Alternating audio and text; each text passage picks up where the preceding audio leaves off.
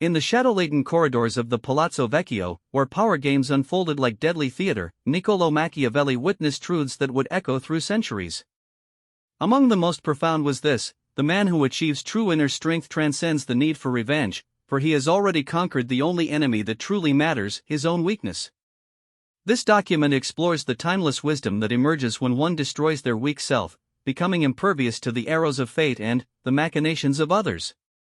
The notion seems paradoxical at first. How can destroying something within oneself lead to invulnerability?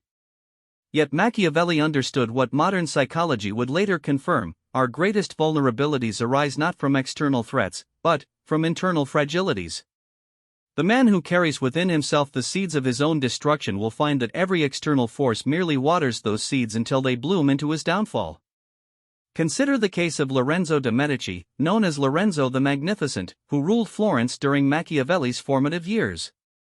When the Puzzi conspiracy struck in 1478, assassins murdered his brother Giuliano during Easter Mass in the cathedral, while Lorenzo himself barely escaped with his life.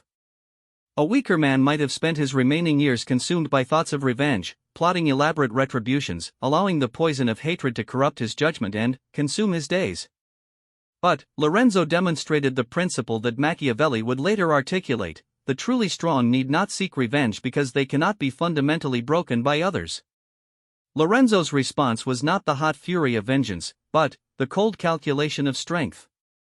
He consolidated his power, strengthened Florence, and transformed what could have been a cycle of blood feuds into an opportunity for greater stability. He had destroyed within himself the weak man who would have been consumed by the need for retribution. The weak self that must be destroyed is not merely cowardice or fear, though these are certainly components. It encompasses the entire constellation of ego-driven responses that make a man vulnerable to manipulation, provocation, and ultimate destruction. Pride that demands recognition, anger that clouds judgment, fear that paralyzes action, desire that creates dependencies, these are the internal enemies that must be systematically eliminated. When a man carries within himself the tendency to be wounded by insults, he becomes a puppet dancing to the strings pulled by anyone clever enough to find the right words. When he harbors deep-seated fears, he can be controlled by anyone who threatens what he fears to lose. When his ego requires constant validation, he becomes vulnerable to flattery and manipulation. These weaknesses are not merely inconveniences, they are strategic vulnerabilities that enemies can exploit with devastating effectiveness. The process of destroying the weak self is not a single dramatic moment but a continuous campaign of self-conquest. It begins with the recognition that most of what we consider attacks against us are actually revelations of our own internal weaknesses. The insult that stings reveals our vanity. The betrayal that devastates reveals our excessive trust.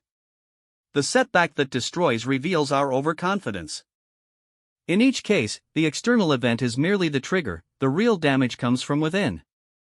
Machiavelli observed that princes who fell were rarely destroyed by their enemy's strength, but by their own weaknesses.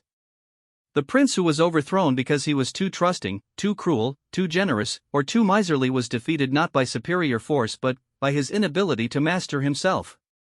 The external enemies merely took advantage of internal vulnerabilities that already existed. This understanding transforms the entire relationship with adversity. Instead of viewing challenges as external threats to be repelled, they become opportunities to identify and eliminate internal weaknesses. The man who has truly destroyed his weak self welcomes such tests, knowing that each one either reveals a weakness still to be addressed or confirms his growing invulnerability. The first part of this transformation involves developing what might be called strategic detachment, the ability to observe one's own emotional and psychological responses with the cool eye of a general surveying a battlefield. When someone insults you, instead of immediately reacting with anger or hurt, the strong man asks, "What does my reaction reveal about my remaining vulnerabilities? What aspect of my ego still requires external validation?" This detachment is not emotional numbness or indifference. Rather, it is the recognition that emotions and reactions are data to be analyzed rather than forces to be obeyed. The weak man is enslaved by his emotional responses, the strong man uses them as intelligence about his own psychological terrain. Consider how this principle applies to the desire for revenge itself. Revenge seems like an assertion of strength, striking back at those who have wronged us, demonstrating that we are not to be trifled with. But Machiavelli recognized that the need for revenge actually reveals profound weakness. It demonstrates that others have the power to wound us, that our peace of mind depends on their actions, that we can be manipulated into expending our energy on their agenda rather than our own. The man who cannot be broken does not need revenge because he cannot be fundamentally harmed by others. Insults cannot wound him because he does not derive his sense of worth from external opinions. Betrayals cannot devastate him because he does not make himself dependent on others' loyalty. Setbacks cannot destroy him because he does not build his identity on temporary achievements or possessions. This is not to say that such a man becomes passive or fails to respond to threats. Rather, his responses are calculated based on strategic necessity rather than emotional compulsion. He may take action against an enemy, but not because he feels wounded and seeks satisfaction. He acts because the situation requires it for practical reasons, to deter future problems, to protect important interests, or to maintain necessary respect. The difference is profound. The revenge seeker acts from a position of psychological dependency. He needs to hurt his enemy in order to feel better about himself. The truly strong man acts from a position of freedom. He chooses his responses based on what serves his larger purposes, unconstrained by the need to satisfy wounded feelings or damaged pride. This distinction becomes crucial when we consider that enemies often attack precisely because they hope to provoke an emotional response that will lead to strategic mistakes. The rival who spreads rumors about you may care little about your reputation. His real goal may be to enrage you into hasty action that will damage your position. The competitor who insults your abilities may not believe his own words. He may simply want to goad you into reckless attempts to prove yourself. The man who has destroyed his weak self cannot be manipulated in this way because he does not react from the emotional vulnerabilities that such tactics are designed to exploit. This makes him extraordinarily dangerous to his enemies, not because he is violent or vengeful, but because he is unpredictable and uncontrollable. They cannot push his buttons because he has systematically eliminated the psychological mechanisms that would respond to such pressure. Moreover, this internal strength often eliminates the need for conflict entirely. Many disputes and rivalries arise from mutual provocations, each party responding to perceived slights or challenges with escalating aggression. The man who cannot be provoked often finds that conflicts simply fail to materialize around him. His refusal to take the bait diffuses tensions that might otherwise explode into destructive feuds. The second part of this transformation involves the systematic reconstruction of one's identity and values. Destroying the weak self is not enough. Something must take its place, or the resulting vacuum will simply be filled by new weaknesses. The strong man builds his identity around principles and purposes that cannot be threatened by external circumstances. This new foundation must be chosen carefully. If a man builds his identity around his wealth, his enemies can attack his finances. If he builds it around his reputation, his enemies can spread lies. If he builds it around his relationships, his enemies can turn his allies against him. The truly invulnerable foundation must be something that exists independently of external circumstances. Machiavelli found this foundation in a combination of virtue, knowledge, and purpose. Virtue, understood not as mere moral goodness but as strength of character and excellence in action, cannot be taken away by others. Knowledge, once truly acquired, becomes a permanent possession that grows stronger with use. Purpose, when aligned with something larger than personal gratification, provides motivation that survives individual setbacks and losses. The man who builds his identity around such foundations becomes genuinely difficult to attack. What can his enemies threaten? They cannot take away his character that exists in his actions and choices. They cannot steal his knowledge that exists in his mind and capabilities. They cannot destroy his purpose that exists in his commitment to something beyond himself. This does not mean such a man becomes invulnerable to all harm. He can still suffer losses, face setbacks, even experience genuine tragedies.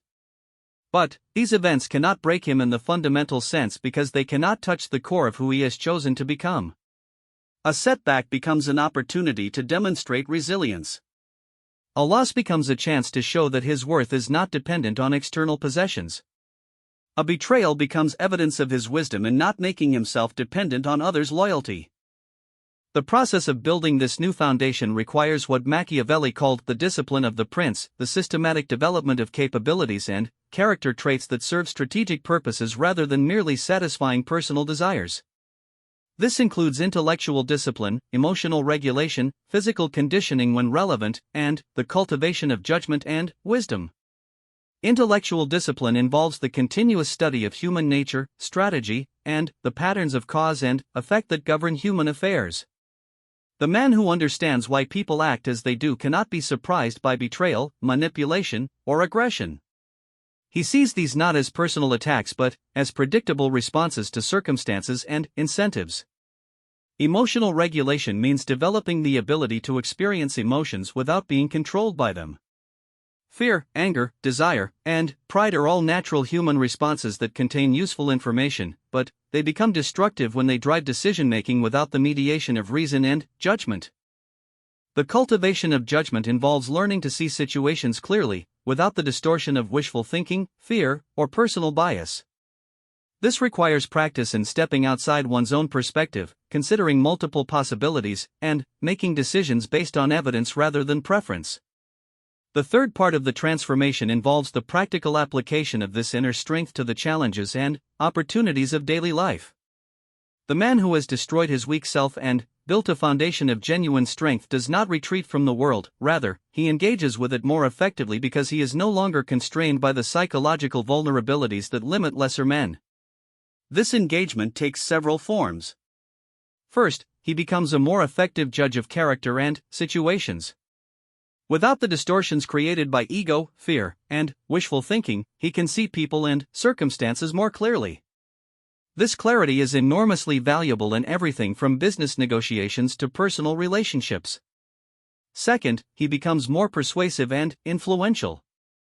People are naturally drawn to genuine strength and confidence.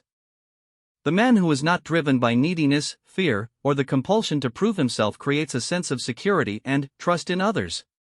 His opinions carry weight because they are obviously based on principle rather than personal advantage. Third, he becomes more resilient and adaptable. Because his identity and worth are not tied to specific outcomes or circumstances, he can adjust his strategies and methods without experiencing psychological trauma. The businessman who has destroyed his weak self can change industries when necessary. The politician can modify his positions when circumstances change. The leader can acknowledge mistakes and correct course. This adaptability is particularly crucial in times of rapid change or crisis. The man whose identity is built around external circumstances becomes increasingly rigid as he desperately tries to maintain familiar patterns. The man whose strength is internal can flow with changing circumstances, finding new opportunities where others see only threats. Fourth, he becomes more generous and helpful to others, paradoxically, because he needs nothing from them. The weak man hoards resources, affection, and opportunities because he fears scarcity. The strong man can afford to be generous because his security comes from within rather than from external accumulations. This generosity creates powerful positive cycles. Others are naturally drawn to work with someone who enhances their opportunities rather than competing with them for limited resources.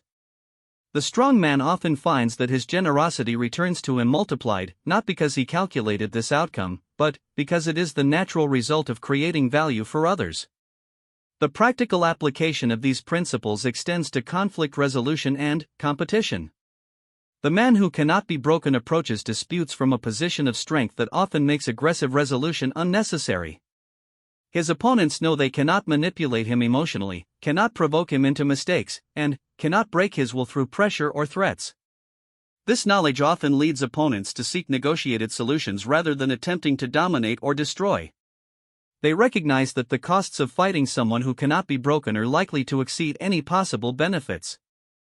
Moreover, such a man often demonstrates that cooperation is more beneficial than conflict, creating win-win solutions that were not apparent when both parties were driven by ego and fear.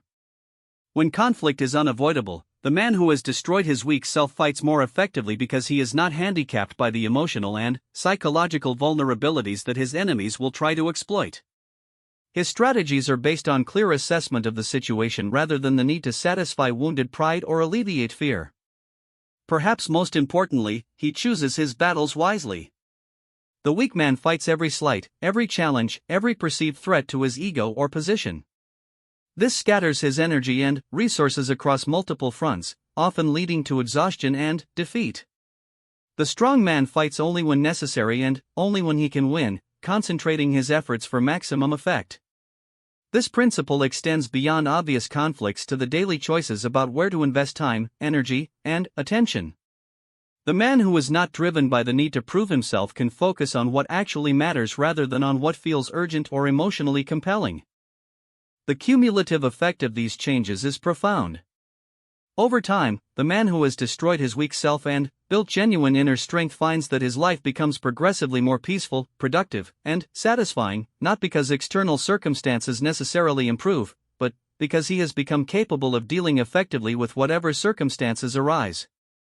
He develops what might be called strategic serenity, a deep calm that comes from knowing that he possesses the tools and character necessary to handle whatever challenges may come. This is not complacency or overconfidence, but rather the quiet confidence that comes from genuine preparedness and inner strength. This serenity is itself a source of power. Others are naturally drawn to someone who remains calm and confident in difficult circumstances. In times of crisis, people look to those who seem to know what they are doing and who are not paralyzed by fear or confusion. The man who has destroyed his weak self often finds himself in leadership positions simply because others recognize his stability and competence. The historical examples of this principle are numerous and instructive. Marcus Aurelius, writing in his Meditations, demonstrated the mindset of a man who had systematically destroyed his weak self. Despite facing plagues, wars, and personal tragedies, he maintained his equilibrium by focusing on what was within his control and accepting what was not. His power came not from his position as emperor, but from his inner discipline and philosophical commitment. Winston Churchill, during Britain's darkest hours in World War II, exhibited similar qualities. While others panicked or despaired, he remained focused on the strategic necessities of the situation. His strength came not from optimism about outcomes, he was brutally realistic about Britain's chances, but from his commitment to principles and purposes that transcended immediate circumstances. Nelson Mandela's response to his imprisonment demonstrates perhaps the most dramatic example of this principle in action. Instead of allowing his captors to break him through harsh treatment, he used his time in prison to strengthen himself mentally, emotionally, and spiritually. When he emerged, he was stronger than when he entered, and his strength became the foundation for transforming an entire nation. These examples share common elements: the systematic development of inner strength, the alignment of identity with principles rather than circumstances, and the focus on what can be controlled rather than what cannot. Each man faced circumstances that could have broken a weaker person, but their inner strength made them genuinely unbreakable. The development of such strength is not the work of a moment but of a lifetime. It requires continuous self-examination, the willingness to confront uncomfortable truths about oneself, and the discipline to change patterns of thought and behavior that have become habitual.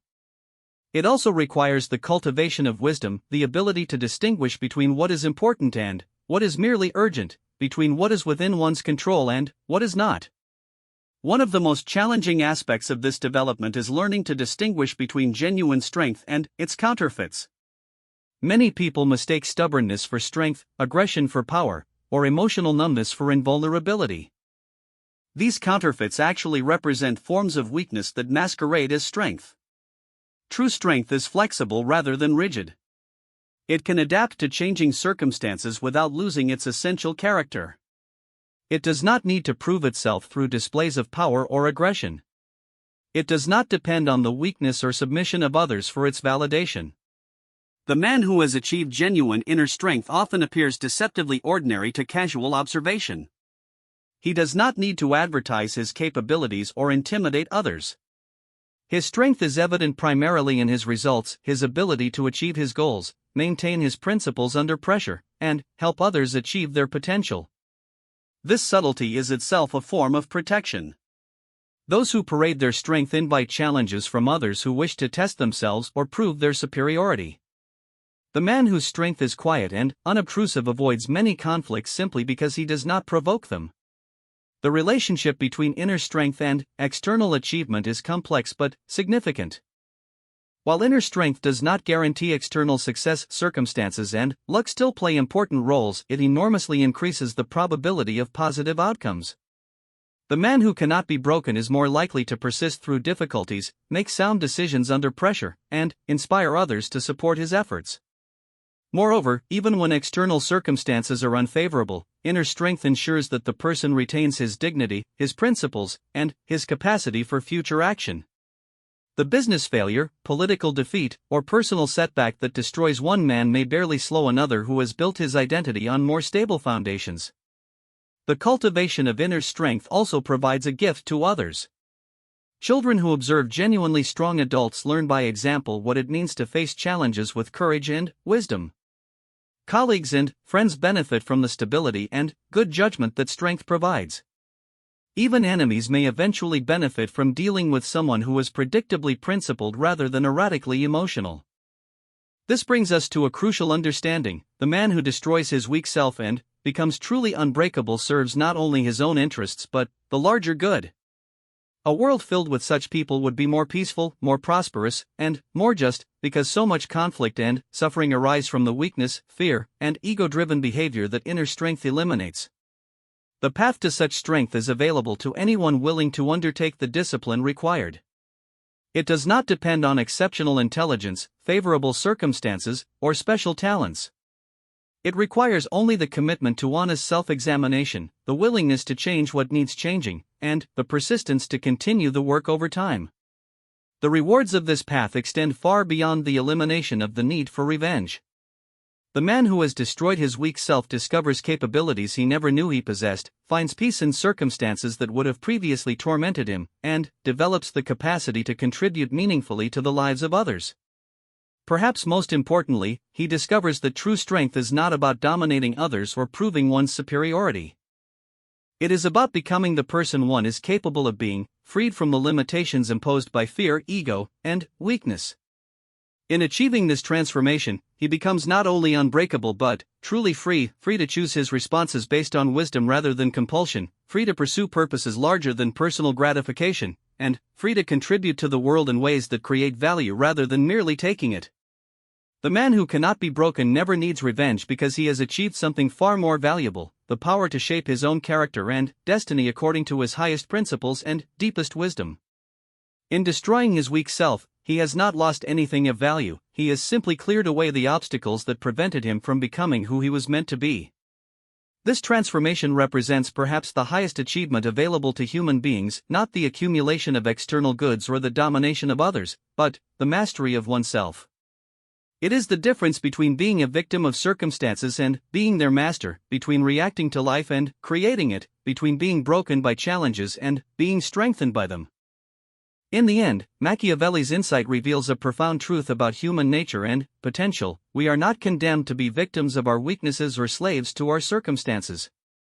Through the systematic development of inner strength, we can become the architects of our own character and the directors of our own destiny. The man who cannot be broken has achieved the ultimate victory, not over others, but over the forces within himself that would otherwise ensure his defeat. The journey from weakness to strength, from vulnerability to invulnerability, from the need for revenge to the transcendence of that need, represents the most practical form of wisdom. It offers not abstract philosophical insights but concrete tools for living more effectively, more peacefully, and more purposefully. In mastering these tools, we honor not only our own potential but the potential of human nature itself to rise above its limitations and achieve something approaching greatness. The man who destroys his weak self can never be destroyed by others because he has eliminated the vulnerabilities that make destruction possible. In achieving this inner transformation, he discovers that the greatest conquests are not of territories or rivals, but of the internal obstacles that prevent us from becoming fully human. This is the deepest meaning of strength, and the highest form of victory available to any person willing to undertake the discipline required to achieve it.